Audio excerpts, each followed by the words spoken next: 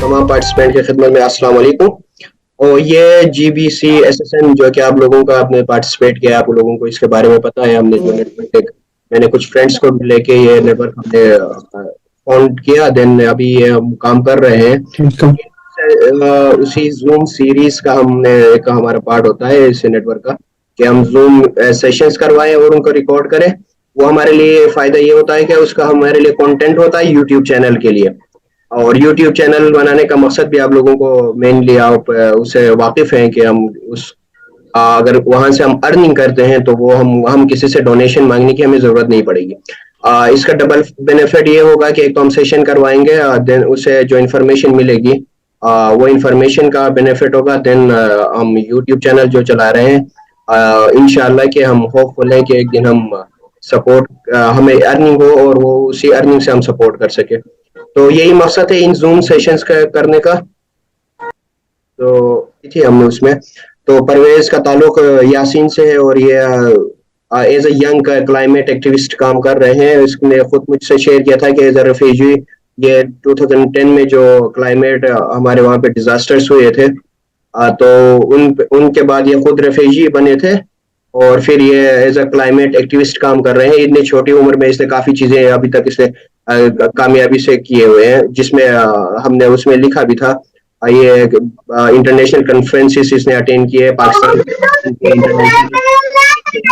सब कुछ करना एक एजाज की बात है, हमारे रीजन के लिए एजाज की बात है और हमारे लोगों के लिए एजाज की बात है। इवन पाकिस्तान को रिप्रेजेंट कर रहे हैं तो पाकिस्तान के लिए एजाज की बात है। तो क्यों ना हम इसके इसके इसके इस तजुर्बे से इसके जो इसने रिप्रेजेंटेशन की, इसने क्या किया, वहां पे क्यों गया था वो, वहां पे जाने का कोई किसी और के लिए कितना और चांस हो सकता है, ये फ्राइडेज फॉर फ्यूचर होता क्या है, ये कर क्यों रहे हैं, ये as a country director country coordinator sorry ये काम कर रहे हैं फ्राइडेज फॉर फ्यूचर। तो ये उसका मकसद क्या है, एम्स क्या है और क्लाइमेट चेंज का हमारे रीजन पे कितना इफेक्ट है, हमारे रीजन के लिए उसके अवेयरनेस का कितना हमारे लिए इम्पोर्टेंट है। तो इसीलिए हमने इसको ऑन बोर्ड लिया और इसके साथ सेशन रखने का हमने इत्तेफाक किया। तो आज उसी की हम कोशिश को आगे बढ़ा रहे हैं और हमारे पास जूम सेशन जो सीरीज हम करवा रहे हैं, ये इसका आज हमारा तीसरा ये सेशन है ऑनलाइन नेटवर्क का हमारा। तो वही अभी मैं परवेज को से ये दरख्वास्त करूं कि पहले आप अपने बारे में बता दें कि आप कहाँ से पढ़े, जो भी आपका एजुकेशनल बैकग्राउंड है, और देन आपने कब ये क्लाइमेट एज अ क्लाइमेट के लिए काम करना आपने शुरू किया। देन आप जो जितने भी कॉन्फ्रेंसेस आप इंटरनेशनल कॉन्फ्रेंसेस आपने अटेंड किए या आपने वर्चुअली किए या फिजिकली वहां पे जाके आपने किए, उनके बारे में बता दें। Then what is Fridays for Future, इसका क्या मकसद है, ये किसने ये आइडिया लेके आया और इसका मकसद फ्राइडे फ्राइडे से ही इसको क्यों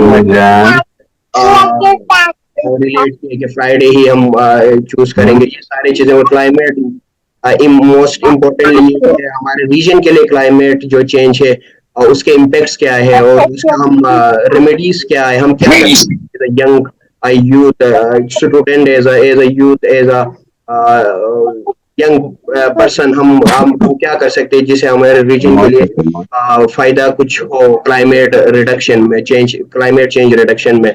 तो इन चीजों के बारे में हम आपके जो एक्सपीरियंस है उसे हम मुस्तफीद होंगे इंशाल्लाह इसी सेशन में। तो बाकी पार्टिसिपेंट्स आपने जो पार्टिसिपेट किए, तो ये सेशन के एंड में हम क्वेश्चन एंड आंसर पार्ट होता है हमारा, उसमें आप परवेज से पूछ सकते हैं कि about climate change what ever, आप जो भी चीज आप पूछना चाहे, कॉन्फ्रेंस के बारे में पूछना चाहे या क्लाइमेट चेंज के इफेक्ट हमारे रीजन में उसका कितना इफेक्ट है, anything related to climate change and this Fridays for Future, तो आप पूछ सकते हैं। तो ज्यादा टाइम नहीं लूंगा मैं इसमें। तो परवेज आप मेरी रिक्वेस्ट आपसे कि आप अपने इंट्रोडक्शन से स्टार्ट लें, एजुकेशनल बैकग्राउंड आप बता दें हमें, देन आप उसी तरफ से आप कंटिन्यू करें इस सेशन को। तो इट्स जी thank you. Sure, thank you. So everyone, मेरा नाम परवेज अली है और मेरा ताल्लुक गिलगित बल्तिस्तान के ज़रिए यासीन से है। और मेरा एजुकेशनल बैकग्राउंड बहुत सिंपल है। आई स्टडी इन खाना हायर सेकेंडरी स्कूल गिलगित, और वहाँ से मैंने मेट्रिकुलेशन के बाद मैंने फिर GSIS-H81 इस्लामाबाद से मैंने अपना इंटरमीडिएट कंप्लीट किया ICS में। और यहाँ तक मेरा एजुकेशन है। उसके बाद I am part time freelancer in e-commerce expert, so that's my job. और प्रोफेशनली मैं एक ई कॉमर्स एक्सपर्ट हूँ। और क्लाइमेट एक्टिविज्म की जहाँ तक बात है तो एज इरफान भाई टोल्ड यू के I was a climate refugee from back in 2010, और उसके बाद फिर I started my climate activism in 2015।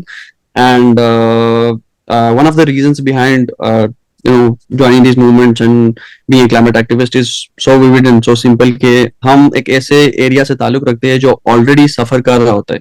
We are the affectees, we are the people who are coming from the indigenous communities, from the tribal communities and different communities who are on the forefront of climate crisis, and that's why we have to be there on the tables. We have to be like leading these kind of causes and activities. तो 2015 में जब मैं APS में था तो उस time UNDP का एक सेशन हमने लिया था, मुझे याद है, और वहां पे हमने थोड़ा बहुत इसके बारे में पढ़ा था। उसके बाद फिर खाना हायर सेकेंडरी में हम गए, वहां पे एनवायरमेंटल क्लब था, and then we get a very close look towards it. फिर उसके बाद जब मैं जीएसआई से इस्लामाबाद गया तो वहां पे मेरे कुछ दोस्त थे जो कि वाटर एड के साथ काम कर रहे थे, इकबाल और कामरान भाई। तो उन्होंने फ्राइडेज फॉर फ्यूचर पाकिस्तान, उन्होंने कहा कि हम पाकिस्तान में स्टार्ट करेंगे इसको, ये क्लाइमेट एक्टिविज्म का और क्लाइमेट चेंज पे बात करने का, इंडिजिनस कम्युनिटीज के राइट्स के हक से, और negotiations and different kind of एक प्योर हार्ट के साथ उन्होंने जब इनविटेशन दिया तो हमने इसका स्टार्टअप लिया वहां पे। एंड बैक देन इतना कोई खास इसका रिस्पॉन्स नहीं आया था, क्योंकि 60 to 67% of the total population in Pakistan is unaware of climate change. आपको पता है ये सारी चीजें थियरी रटी रटाई, वो चीजें मैं आपको नहीं बताऊंगा, बहुत सिंपल सी मैं जो एक दो चीजें वो मैं आपको बताऊंगा उस टाइम की। तो then we started moving to universities and colleges, फिर हमने जीबी का चैप्टर ओपन किया, फिर हमने सिंध का चैप्टर ओपन किया। Fridays for future Pakistan is basically working on climate activism, climate change पे जो लोग काम कर रहे, either they are working on mitigation या फिर adaptation या फिर resilience whatsoever। तो इन चीजों पे हम मेनली काम कर रहे होते हैं। हमारी दो चीजें फोकस्ड है। एक तो हमारा जो फोकस होता है वो पॉलिसी मेकिंग पे होता है, और दूसरा हमारा फोकस होता है अवेयरनेस पे, यानी एडवोकेसी पे हमारा फोकस होता है। तो ये दो मेन चीजों पे हम काम कर रहे होते हैं। इसके लिए फिर हमें एक हमारी जो इंटरनल बॉडी है, फिर एक्सटर्नल बॉडीज होती है, फिर हम इंटरनेशनल लेवल पे काम कर रहे होते हैं, फिर कुछ नेशनल लेवल पे मिनिस्ट्री ऑफ क्लाइमेट चेंज होती है, नेशनल लेवल पे फिर एनजीओज होती है, उनके साथ हमारा कोलैबोरेशन है डायरेक्टली। फिर हम जब इंटरनेशनल लेवल पे जाते हैं तो फिर हमारे पास कॉन्फ्रेंसेस होती है, हमारे पास डिफरेंट टाइप ऑफ प्लेटफॉर्म्स होती है। जैसे हम रिसेंटली गए थे COP27 इजिप्ट, और इजिप्ट में we had a close encounter with जो वहाँ पे नेगोशिएटर थे, वहाँ पे लॉबिस्ट थे, वहाँ पे बहुत सारे इंटरनेशनल और नेशनल एनजीओज वहाँ पे थी, वहाँ पे पार्टी डेलीगेशंस थी कंट्री की। तो वे we represented the indigenous communities and their demands, जो उनकी भी डिमांड्स होती है ऑब्वियसली। फिर वहाँ पे reparations and reparation plans and resilience and बहुत सारी, फिर इन डेप्थ जाएंगे तो बहुत सारी चीजें होती है। तो फिर then I represented Pakistan at Montreal, जो COP15 था कनाडा में। वो basically it was a COP on biodiversity, and then I represented Pakistan in the recent water conference in New York virtually। और न्यू यॉर्क में एक वाटर कॉन्फ्रेंस हो रहा था, आपको पता है इंडस ट्रीटी, शायद आप लोगों को पता होगा, इंडस वाटर ट्रीटी, तो इसको मैं रिप्रेजेंट कर रहा था वहां पे। एंड देन अभी बॉन समिट आ रहा है आगे, और स्टॉकहोम आ रहा है, तो we will represent Pakistan in Bonn summit Germany में, और स्टॉकहोम फिर स्वीडन में। This is like a short introduction about myself and how we are working, how FFF Pakistan is working. So basically मैं आपको दो तीन मेन चीजें बताता हूँ कि क्लाइमेट एक्टिविज्म हम करते क्यों है, फर्स्ट थिंग।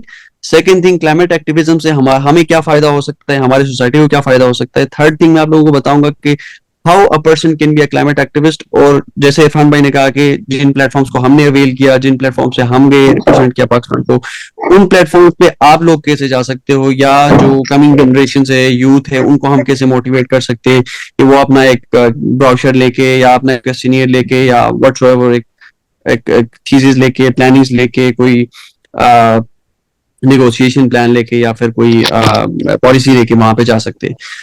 तो क्लाइमेट एक्टिविज्म बेसिकली दो चीजों पर डिपेंड करता है, या तो आप मिटिगेशन वाले सेक्टर से ताल्लुक रखते हो आप, या फिर आप एडेप्टेशन वाले सेक्टर से ताल्लुक रखते हो।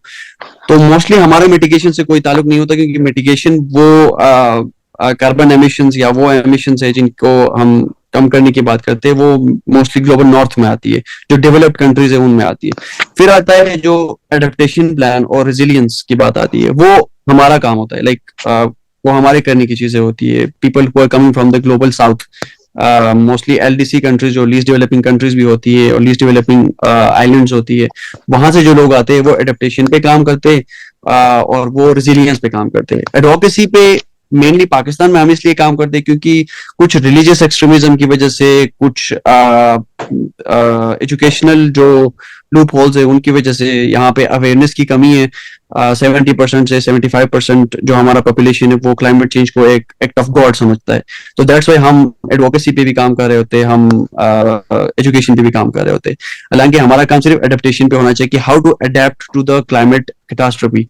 जैसे रिसेंट फ्लडिंग्स हुई तो हमने कैसे अडेप्ट किया, तो ये प्लानिंग्स लेके हमें यूथ मूवमेंट्स की तरफ से कि यूथ इसमें क्या रोल अदा कर सकता है, हम ब्राउचर्स बनाते हैं, हम फिर उसको एडवर्टाइज करते हैं या फिर हम पॉलिसीज बनाते हैं, हम उनका ड्राफ्ट बना के then will go to COPs and summits and this kind of things.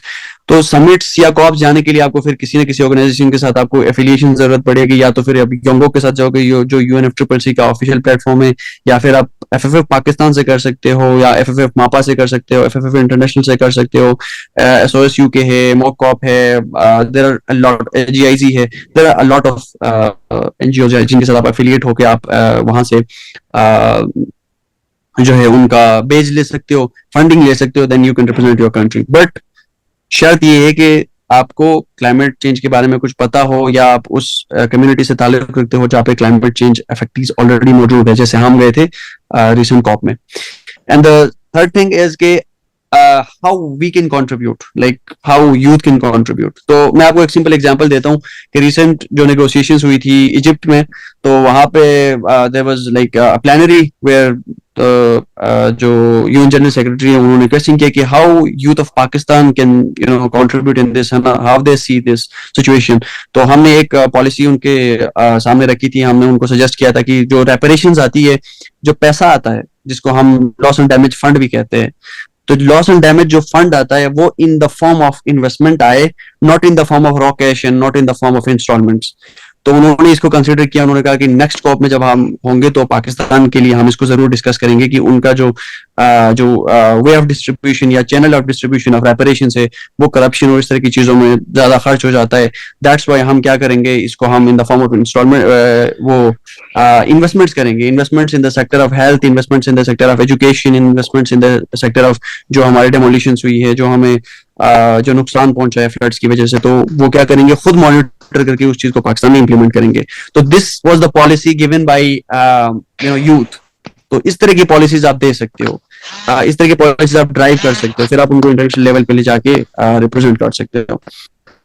And the third thing, I guess the last thing is के specially people who are from GB, Chitral और बलूचिस्तान, इंटीरियर सिंध, इन लोगों को वहां पे बहुत इंपॉर्टेंस मिलती है क्योंकि दे कम अंडर मापा which is most affected place and areas.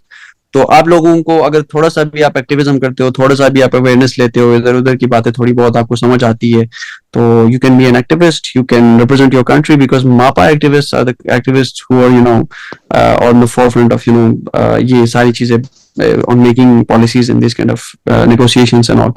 तो दिस वाज अ टोटल मेरी तरफ से, तो आई थिंक दैट्स इट। ठीक है, तो परवेज इसमें ये सवाल बनता है कि हमारे रीजन के लिए climate effect compare to other region of Pakistan बहुत ज्यादा है। जी बिल्कुल। हमारे वहां पे कोई अभी तक तो मैंने नहीं देखा कि कोई इस तरह ऑर्गेनाइजेशन हो जो रेगुलर बेसिस पे काम करे, मीन्स के जो वहां पे कोई उनकी ऑफिस वगैरह हो जहाँ पे लोग जाके उनसे बात कर सके या जाके वो अवेयरनेस फैला सके कंटिन्यूअस। तो उसके लिए क्या काम हो रहा है, कोई आपने ऐसा कोई सोचा है कि आप कोई वहां पे अपना फिजिकल प्रेजेंस आप वहां पे शो करें, देन आप लोगों को वहां से फिर, क्योंकि आपकी जो एक हायरार्की होती है, देन आप वहां पे ऑफिस बनाते हैं, देन उससे लोगों को मैसेज आता है वाकई में यहाँ कोई काम हो रहा होता है, जस्ट आपको हम चीजें कर देते हैं। तो उसके लिए आपने क्या क्या सोचा है, क्या सेमिनार्स हमने रिसेंटली भी एक इवेंट जी जी, हमने रिसेंटली भी एक इवेंट किया था। I guess most of the participants would be there. Serena hotel के हमने इवेंट किया था। जीआईसी जो जर्मन की जो एम्बेसी है उनके साथ हमने कोलैबोरेशन में किया था। पीआरसीएस वहां पे थी और एसडीपीआई एंड अदर कोलैबोरेटर्स। तो यहाँ पे ऑफिस है, पीआरसीएस का भी ऑफिस है, पाकिस्तान रेड क्रिसेंट सोसाइटी। और बाकी जो जीआईजी है, उसके बाद फिर आपके पास यूएनडीपी आता है। यूएनडीपी का एक ग्लोफ 2 प्रोजेक्ट है जो हुंजा में शीश पर ग्लेशियर, में अपने ग्लेशियर पे वो रोज कोई ना कोई आउटपुट वहां से दे रहे होते हैं। बाकी हमारे एरिया में क्लाइमेट चेंज का इफेक्ट इसलिए ज्यादा होता है क्योंकि हम दो बिगेस्ट पोल्यूटर्स के बीच में है। हमारे लेफ्ट पे इंडिया है और बैक हेड पे चाइना है। दैट्स वाई हम पे थोड़ा सा ज्यादा इफेक्ट होता है इस चीज का। और जब आप कार्बन की बात करते हैं तो सबने एक्सपेरिमेंट किया होगा, जब हम धुआं जलाते हैं तो उस एरिया का जो टेम्परेचर होता है वो वैसे भी चेंज हो रहा होता है। तो जब हम 70 to 75% of the total population की बात करें तो वो tons and millions and billion turns में वो फिर हमारे ग्लेशियर्स पे लैंड होता है। और आपको पता है हमारे ग्लेशियर्स की सर्जिंग बहुत रैपिड हो रही है। फॉर एग्जाम्पल अगर मैं शीशपेट ग्लेशियर की बात करूं तो 2016 में वो 5 मीटर्स पर डे सर्च कर रहा था। अब वो 16 मीटर्स पर डे सर्च कर रहा है, मतलब 16 मीटर्स पर डे वो पिघल रहा है। तो इसका मतलब ये कि हमारे जो कॉजेज है यहाँ पे जो इफेक्ट हो रहे हैं वो बहुत रैपिड हो रहे हैं। क्योंकि हम एक तो हमारे ग्लेशियर्स हमें कवर कर रहे हैं, उसके बाद फिर हमारे जो नियरेस्ट कंट्रीज है इंडिया और चाइना, वो दोनों बिगेस्ट पोल्यूटर्स है। And that's why we have been affected since 2010। और वो रैपिड होता जा रहा है। हमारे अभी स्प्रिंग सीजन भी हम मिस कर रहे होंगे कुछ सालों में, क्योंकि हमारा क्लाइमेट चेंज का हम पे फर्स्ट गिलगित बल्तिस्तान पे असर होगा, देन पाकिस्तान पे असर होगा उसका। तो इसमें सवाल ये बनता है कि हम आपने बताया कि गिलगित बल्तिस्तान तो एक रेड जोन में है, क्लाइमेट चेंज के लिहाज से रेड जोन हम उसको बोल सकते हैं। तो what can we do? Youth क्या कर सकती है इसमें, as a student, as a youth, as a generation? तो हम क्या कर सकते हैं उसके लिए? जहाँ पे एक तो आपने बोला कि अवेयरनेस हम फैला सकते हैं, देन प्रैक्टिकली क्या चीजें हो सकती है जिससे क्लाइमेट पे हम किसी हद तक पूरा तो काबू पाना इज नॉट पॉसिबल, क्योंकि जिस तरह आपने बता दिया कि हम तो बड़े उनके बीच रहते हैं, जो पोल्यूशन क्रिएट करते हैं जो कंट्रीज है, तो वो तो पॉसिबल नहीं होगा कि पूरा उसको खत्म किया जा सके, लेकिन उसको कम कर सकते हैं हम। कोई प्रैक्टिकल क्या क्या चीजें हम अपनाएंगे जिससे किसी हद तक कि हम कोशिश हमारी होगी कि वो कम हो जाए? देखिए इरफान भाई, गिलगित बल्तिस्तान की एक स्ट्रेटेजिक इंपॉर्टेंस है।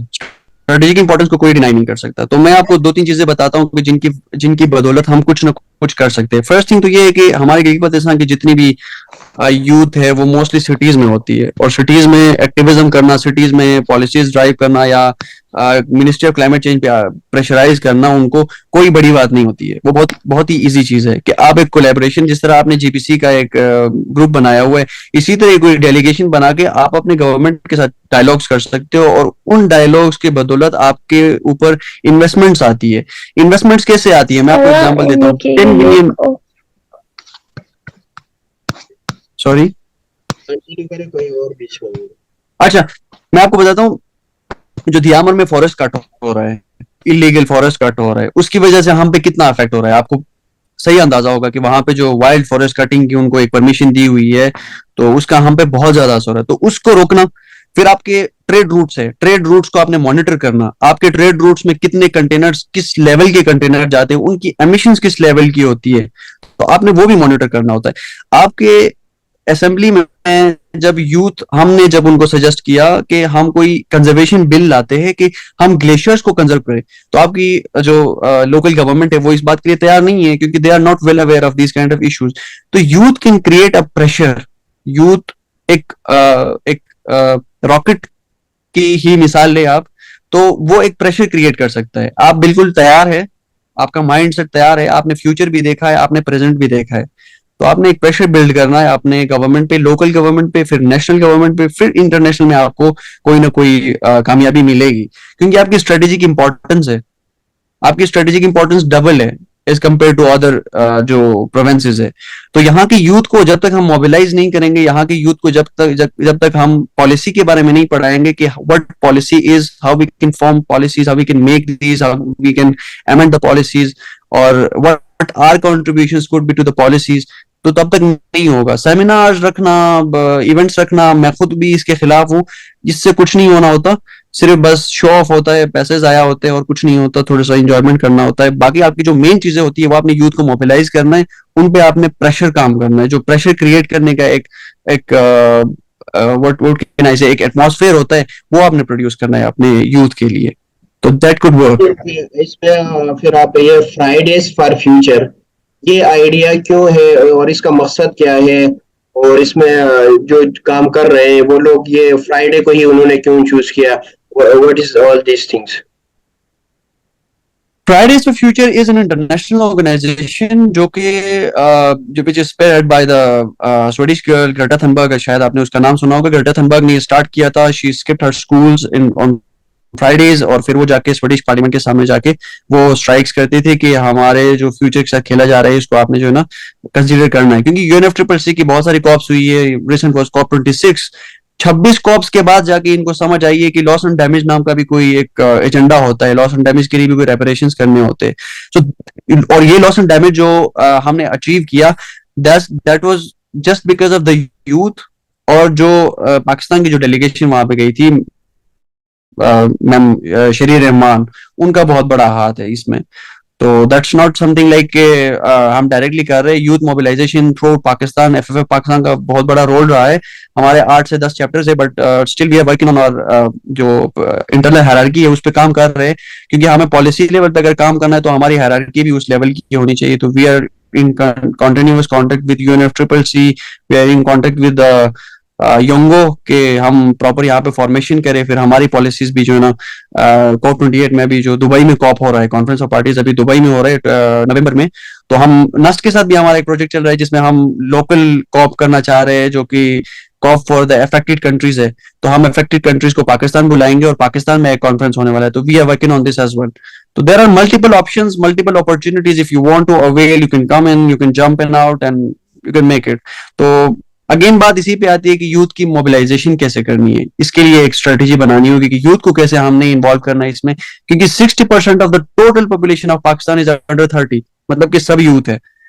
तो that's the strength of our country, like that's the strength of our country कि हम 60% यूथ को हम कैसे इन्वॉल्व करें और इसको हम कैसे बूस्ट दे, एक जंप दे।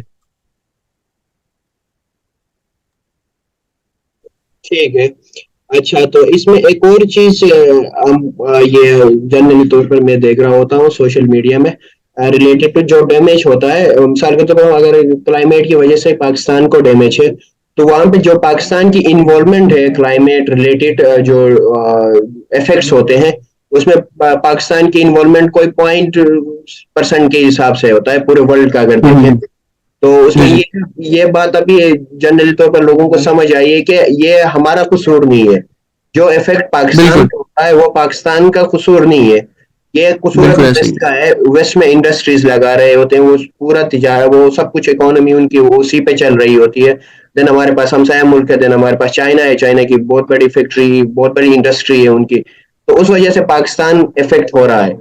तो ये अब ये डिमांड कर रहे हैं कि अब आपने भी देखा होगा, मोस्टली लोग ये जब क्लाइमेट की बात होती है तो वहाँ पे मैंने कमेंट्स में भी पढ़े हैं, बहुत सारे लोग उसके बारे में पोस्ट भी बना के डाल रहे होते हैं मुख्तलिफ प्लेटफॉर्म में। तो उसमें ये डिमांड कर रहे होते हैं कि we are not responsible for climate change in it's affecting Pakistan, Pakistan is not responsible. जो रिस्पॉन्सिबल है वो हमें इस चीज का अजाला करे। They should provide assistance, they should provide the जहां जहां डिजास्टर हुए वो शुड वो क्या करे कि एड दे दे, और वो वही उसी चीज की जिम्मेदारी ले ले, क्योंकि वो इफेक्ट उन्हीं की वजह से हुआ है। तो इस बात तक कहाँ तक आप इसको एग्री करते हैं इस बात से कि ये होना चाहिए कि वो ही रिस्पॉन्सिबल और वही फैसिलिटेट करे जब इस तरह के डिजास्टर्स बाहर आ जाए? So I was talking about the reparations. जो रेपरेशंस की आप बात कर रहे थे कि लॉस एंड डैमेज जो हम फेस करते हैं, या जो least developing countries and developing countries जिनका इंडस्ट्रियलाइजेशन से कोई ताल्लुक नहीं होता और जिनकी कोई विविड कंट्रीब्यूशंस नहीं होती है, like if you are talking about Pakistan particularly, it's 0.1% contributor to the global emissions. तो हम इसकी जिम्मेदारी नहीं लेते। बट सिंस देन अगर आप इस 2010 के बाद अगर 2023 तक देखेंगे तो हमारे पास 13 साल थे। हमने पहली कैटास्ट्रोफी हमने देखी थी 2010 को, और अभी हो रही 2023। हमारी एडमिनिस्ट्रेशन, हमारी गवर्नमेंट की भी कुछ गलतियां हैं कि वो प्री जो डिजास्टर मैनेजमेंट है वो नहीं करते मोस्टली, वो पोस्ट डिजास्टर मैनेजमेंट करते हैं। तो पोस्ट डिजास्टर मैनेजमेंट आप जब करते हो तो आप फ्लड्स के आने का वेट करते हो, आप एवलांचेस के आने का वेट करते हो, आप ग्लोव्स के आने का वेट करते हो, देन आप जाके एक्ट करते हो।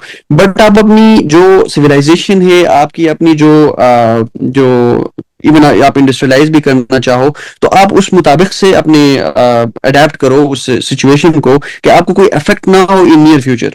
मैं आपको एग्जांपल देता हूँ कि चाइना ने अपने जो कोल इंडस्ट्रीज थी वो सारी शट डाउन करके उनको अपने इमिशन से तो उनको निकाल दिया, बट उनको लाके पाकिस्तान में उन्होंने डाल दिया, पाकिस्तान में प्लॉट किया उन्होंने लाके, जिसकी वजह से हमारा जो टेबल था वो अप हो गया और चाइना का डाउन हो गया, हालांकि प्रॉफिट्स चाइना को ही जा रही है वापस। तो that's not the solution. If you are cutting down the emissions, if you are going towards the mitigation process, then you have to be very honest with जो आपने एसडीजीज सबमिट किए हुए होते, जो गोल्स आपने सबमिट किए हुए होते। तो एसडीजीज में ये फिर पाकिस्तान आपको मैं एक सरप्राइजिंग फैक्ट भी दूंगा कि 2020 के एसडीजीज जो सबमिट हुए उसमें गिलगित बल्तिस्तान को उन्होंने एक्सक्लूड किया था एसडीजीज से। So if you are excluding a province, a strategic place like Gilgit Baltistan, then how you could expect कि वो कुछ बेहतर काम कर सकते। तो बाकी जहां तक बात रेपरेशंस की है, तो रिसेंट जो कॉप था वो corp of loss and damage जिसको कहते हैं, वहां पे रेपरेशंस डेवलपिंग कंट्रीज और अंडर डेवलपिंग कंट्रीज को देने का वादा तो उन्होंने किया है, बट अब ये नहीं पता कि वो फंड कहाँ से आएगा, उसको फंड कौन करेगा। सिर्फ वहां पे फ्रांस का एक स्टेटमेंट आया था, फ्रेंच जो वहां पे रिप्रेजेंटेटिव थे उन्होंने कहा था कि हु विल फंड दिस, जो फंड वहां पे बनाइए। तो बाकी किसी ने जहमत भी नहीं की कि यार उसको पास कैसे करवाए, या उसमें फिर जो स्टेक होल्डर्स है वो कौन होंगे, उसको फंड कौन करेगा, उसका मैकेनिज्म क्या होगा, उसकी डिस्ट्रीब्यूशन मैकेनिज्म कितनी होगी। जो शील्ड कंट्रीज है स्पेशली जो ग्लोबल शील्ड है, तो उनमें पाकिस्तान भी आता है, तो ग्लोबल शील्ड की डिस्ट्रीब्यूशन कैसे होगी। तो देर आर मल्टीपल थिंग्स जिसके बिहाइंड में है, बट जस्ट अभी एक लॉस एंड डैमेज फंड तो बना है, पता नहीं कि वो कब तक मिलेगा। 10 बिलियन एक प्लेज भी हुआ है स्विट्जरलैंड में, वो भी अभी तक पाकिस्तान को मिला नहीं है। तो दैट्स लाइक बस सिर्फ प्रोमिसेस होती है, बाकी कुछ ऑन ग्राउंड कोई चीज में हमने अभी तक देखी नहीं है। Climate activist have been working since 2015, I haven't seen कोई इस तरह की रेपरेशंस आई हो या कोई प्रोजेक्ट्स आए हो पाकिस्तान में। Fine fine. हाँ, वही होता है कि ग्राउंड रियलिटी कुछ और होते हैं और सोशल मीडिया में कुछ और चल रहा होता है। तो खैर वो बिल्कुल। अगर इस तरह फिर भी अगर बात भी हुई है कोप 20 में, जिस तरह आपने फ्रांस का रिप्रेजेंटेटिव का बोला कि उसने ये प्लेज किया है कि हम कोशिश करेंगे फंड करने की, तो एक अच्छी खबर है। अगर फंड भी करते हैं तो फिर लगता तो नहीं है कि प्रैक्टिकली कोई काम हो। खैर वो बात चल रही है तो अच्छी उसका ड्राफ्ट मेरा ख्याल है कोप 28 में हो जाएगा। उसका जो ड्राफ्ट है वो अभी कोप 28 में हमने मुझे रिसेंट एक उससे पता चला था कि उसका ड्राफ्ट जो होगा वो कोप 28 में प्रेजेंट करेंगे। तो उसके लिए भी तैयारियां चल रही मिनिस्टर ऑफ क्लाइमेट चेंज की तरफ से। आई डोंट नो कि वो क्या प्रिपरेशंस कर रहे हैं अपनी रेलेवेंट। फाइन। हाँ, इस तरह अगर डिमांड करते हैं, अगर पूरे पाकिस्तान की पॉपुलेशन जो भी क्लाइमेट से वहाँ की पॉपुलेशन अगर इस तरह डिमांड करती है, मे भी उसका कोई इफेक्ट हो कि आगे आगे वो यूएन तक आगे जिस तरह कोई इस तरह कॉन्फ्रेंसेस होते हैं कोप वगैरह, इसमें भी अगर आवाज पहुंचती है सोशल मीडिया के थ्रू तो बहुत आसान है। आप हैशटैग करके आप बना देते हैं तो शायद उन तक ये बात पहुंचे कि वाकई लोग इस चीज को फील कर रहे हैं और हम इसी के जिम्मेदार है। तो ये तो एक्सेप्ट करेंगे जिम्मेदारी, तो डिप्रेशन के लिए जो लॉस एंड डैमेज होगा उसका अगर जिम्मा भी उठाएं तो और बेहतर होगा। फिर आते हैं वो एसडीजीज के बारे में आपने बताया, सस्टेनेबल डेवलपमेंट गोल्स। तो ये इन पे क्या काम हो रहा है, ये इनका क्या रोल है अभी तक, क्या क्या पाकिस्तान ने इसमें काम किया है, क्या किरदार पाकिस्तान का है इनको एवेल करने में, तो इसके बारे में आप क्या बता देंगे। देखो एसडीजीज की अगर आप पर्टिकुलरली बात करें तो हम जो काम कर रहे हैं वो एसडीजी 13 पे काम कर रहे हैं और एसडीजी 9 पे काम कर रहे हैं। बाकी जहां तक एजुकेशन की बात है, एजुकेशन का मैं आपको बहुत ही सिंपल वर्ड में आपको बताऊंगा कि ma'am Fauzia one of our trainers at बुनी मोमेंटल एकेडमी, वहां पे एक हमारा समिट था, वहां पे उन्होंने बोला कि a school was demolished by a flood in 2010 and it still needs to be revitalized in 2023। तो आप समझ सकते हो कि हमारे यहाँ पे एसडीजीज पे कितना काम हो रहा है और कितना फास्ट हो रहा है। बाकी क्लाइमेट चेंज पे अगर आप बात करें तो सिंपल सी बात है, फ्रेमवर्क अभी तक यूथ के लिए कोई फ्रेमवर्क नहीं बना। मैं खुद प्राइम मिनिस्टर ऑफिस का यूथ अफेयर्स का मेंबर हूँ, लेकिन अभी तक हमने कोई काम नहीं किया, ना हमें किसी ने कोई करने को कहा, ना हम हमारे लिए कोई अपॉइंटमेंट्स वहां पे फिक्स्ड होती है।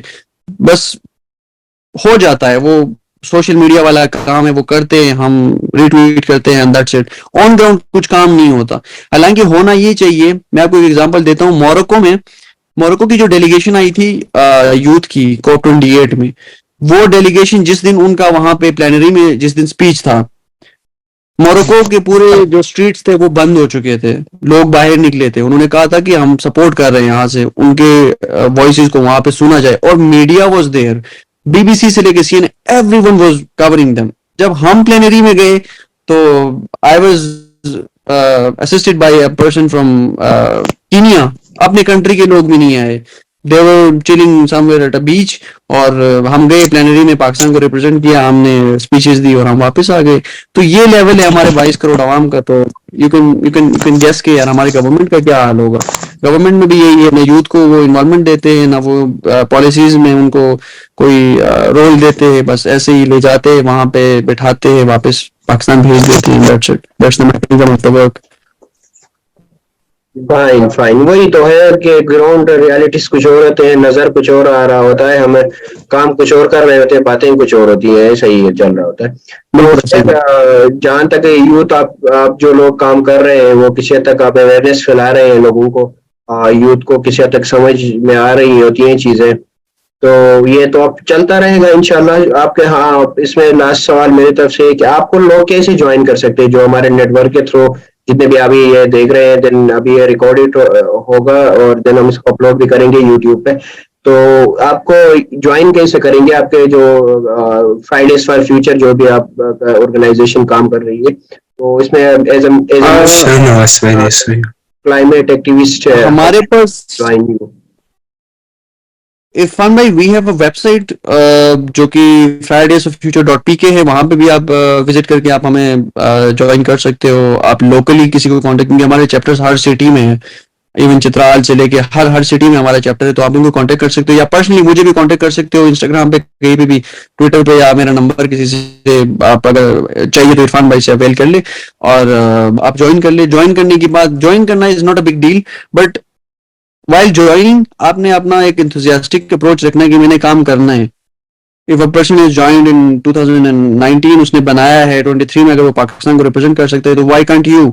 आप भी रिप्रेजेंट कर सकते हो, आप भी उस लेवल का काम कर। काम से मतलब है, आपने रिप्रेजेंटेशन नहीं देनी, आपका काम दिखना चाहिए लोगों को। और इंशाल्लाह नेक्स्ट कॉप भी आ रहे हैं, समिट्स भी आ रहे हैं, बॉन्ड्स भी आ रहे हैं। There are lot of things, there are lot of opportunities you can avail. But first आपने ये एटीट्यूड बनाना है कि मैंने काम करना है, मैंने पाकिस्तान के लिए काम करना है, अपने लिए काम करना है, अपनी कम्युनिटी के लिए काम करना है। मोस्टली, स्पेसिफिकली, स्पेशली मैं गिलगित बल्तिस्तान और चित्राल के लोगों को बहुत प्रेफर करता हूँ कि आपके लिए स्कोप है इसमें। आपको बहुत अपॉर्चुनिटीज मिलेंगी, प्रोफेशनली भी अपॉर्चुनिटीज मिलेंगी आपको, एज अ यूथ डेलीगेट या रिप्रेजेंटेटिव व्हाटसोएवर, आपको अपॉर्चुनिटीज मिलेंगी। बस आपने काम करना है, आपने अवेयरनेस फैलानी है, आपने खुद एक्टिविज्म करनी है, आपने अपनी स्टोरी, पर्सनल स्टोरी नरेट करना आपको आना चाहिए, and then you can join us, एंड हम आपको अपॉर्चुनिटीज इंशाल्लाह देंगे। Fine Parvez, fine. हाँ, हमारे पास पार्टिसिपेंट्स कुछ रह गए, वो अभी ज्यादा थे तो शायद ये कट जाने के बाद अभी कुछ है हमारे पास पार्टिसिपेंट्स। आप में से अगर कोई सवाल पूछना चाह रहे हैं, कोई किसी का आइडिया हो शेयर करना चाहे या कोई सवाल पूछना चाहे, तो you are free to ask.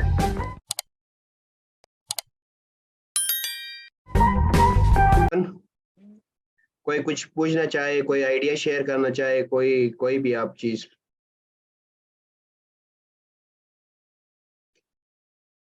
खैर, तो अगर आपके पास कोई क्वेश्चन नहीं है तो लेट्स कंक्लूड इट। तो परवेज, आपका बहुत शुक्रिया, आपके टाइम का। आपने कुछ मुश्किल हालात में आपने टाइम निकाला और हमारे इस नेटवर्क के रिप्रेजेंट करने में हमें हमारी हेल्प की। हम इस वीडियो को अपलोड करेंगे, देन इंशाल्लाह आप यूट्यूब चैनल पे भी ये देख सकेंगे। इन फिर बस हम, हमारा नेटवर्क का मकसद ये है कि इस तरह अवेयरनेस फैलाते रहें, स्टूडेंट्स को किसी भी तरीके से सपोर्ट करें। देन थैंक यू इरफान भाई, thank you for letting me included, मुझे इनवाइट करने के लिए थैंक यू सो मच। और अगर कोई भी मेरी तरफ से हेल्प या कोई भी अगर मैं इनपुट दे सकता हूँ तो I am always available for anyone. एक ने हेलो बोला है, do you want to ask any question?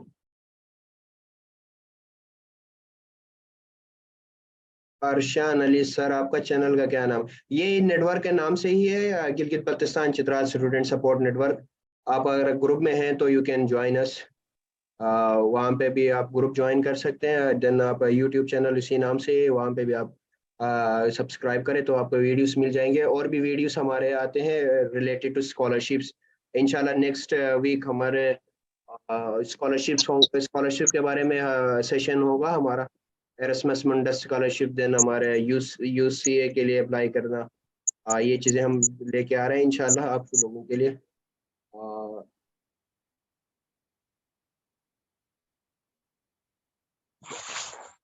Then let's conclude it here. So thank you Parvez for your time again. इंशाल्लाह हम फिर थैंक आपको यू इरफान इंगेज भाई। करेंगे अपने साथ। तो तमाम पार्टिसिपेंट्स का भी थैंक यू। इंशाल्लाह वीडियो हम जल्दी अपलोड कर देंगे यूट्यूब पर। तो थैंक यू एवरीवन अगेन। तो गुड बाय। बाय, अल्लाह हाफिज़। अल्लाह हाफिज। ओके गाइस, सुन सकते हैं आप मुझे? यस यस यस जी बोलिए। जी। यस इरफान भाई और Parvez, thanks for being with us. क्योंकि हमारा जो अभी जो हम तकरीबन पहला जो मीटिंग था हमारा, तो उसमें वो ऑफ करूँ, सॉरी फॉर डिस्टरबेंस। तो पहले जो मीटिंग था ऑफ होने से पहले, लाइक वहाँ पे जो पार्टिसिपेंट्स थे वो हमारे एकेडमी के तकरीबन कोई 15-16 बंदे हम इधर आप लोगों को सुन रहे थे। And really wanted to know कि भाई leaders all around the world क्या काम कर रहे हैं, या ऑल अराउंड पाकिस्तान नेशनली कौन क्या काम कर रहा है। बहरहाल परवेज ने तो हमारे साथ काम किया है, हमारे बच्चे भी इसको जानते हैं, तो बहुत अच्छा लगा परवेज एंड इरफान भाई सर आप लोगों के साथ मीटिंग होके, और हमारे स्टूडेंट्स ने बहुत enjoy. Thank you so much sir. Thank you. Yes, sir. Thank you so much, sir. Yes We are saying thank you, sir. Thank you you too as well. Now we are gonna end it here. Okay, अल्लाह हाफिज़ everyone. Thank you, take care, Okay, bye sir. Bye. Allah Hafiz.